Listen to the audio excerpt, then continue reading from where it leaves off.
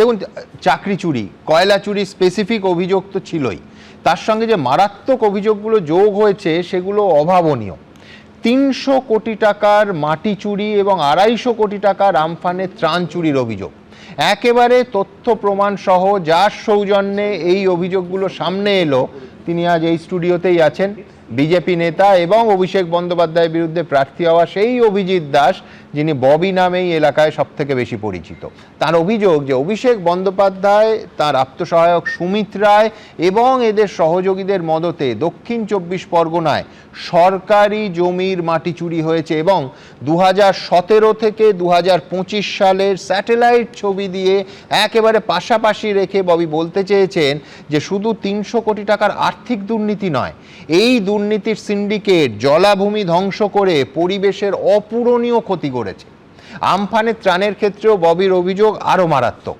আমফানে সম্পূর্ণ ক্ষতিগ্রস্ত বাড়ির ক্ষেত্রে 20,000 টাকা এবং আংশিক ক্ষতিগ্রস্ত বাড়ির ক্ষেত্রে 5,000 টাকার যে সরকারি ক্ষতিপূরণ দেওয়া হয়েছিল, তার একটা বড় অংশ ভুয়ো নামে ভুয়ো অ্যাকাউন্টে ঢুকিয়ে দক্ষিণ 24 পরগনার 12টা ব্লকে প্রায় 250 কোটি টাকার নয়ছয় হয়েছে। এবিপি আনন্দের দর্শকদের মনে থাকবে, আমরা একটা সিরিজ করেছিলাম যে কোন বাড়িতে এই আমফানের ক্ষতিপূরণের টাকা ঢুকেছে এবং তারপরে একেবারে সামান্য ক্ষতিগ্রস্ত হয়নি, এসি মেশিন বসানো আছে, সেই বাড়িতেও হাজার হাজার টাকা ঢুকেছে। তারপর কোনো একটা প্রশাসনিক সভা থেকে প্রাক্তন মুখ্যমন্ত্রী, তৎকালীন মুখ্যমন্ত্রী মমতা বন্দ্যোপাধ্যায় বলেছিলেন যে এই ধরনের দুর্নীতি হয়েছে, আমরা টাকা ফেরত নিচ্ছি অথবা টাকা ফেরত দিন ইত্যাদি ইত্যাদি। কিন্তু ক্রিমিনাল কেস কোথায়? দোষীরা শাস্তি পেয়েছে কই? সব থেকে বড় কথা, আমরা কেউ জানি না যে কত টাকা আদৌ ফেরত এসেছে কিনা। সুতরাং কোনো সন্দেহ নেই যে অভিযোগগুলো মারাত্মক।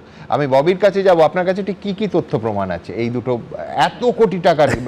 এই তো নতুন, মানে বলবো প্যান্ডোরা। প্রথমে মাটি চুরিটাই বলুন। মাটি চুরি আপনাদের তো এটা দেখাচ্ছে স্যাটেলাইট পিকচার, এটা হচ্ছে সারদার জমি। হ্যাঁ, সারদার জমি নিয়ে আরেকটা করেছে, আমি শুধু এইটা করিনি। এইখানটায় প্রায় 400 কোটি টাকার মাটি চুরি করা হয়েছে। আপনি দেখতে পাচ্ছেন যে এই বড় বড় মাল্টি স্টোরেড বিল্ডিং গুলো ওইটুকুনি করে দেখাচ্ছে, তাহলে এইগুলোর আয়তন কত? এইরকম 20 থেকে 21 খানা এরকম দীঘা, সরি মানে 18 থেকে 20 বিঘা জমির এক একটা দিঘি।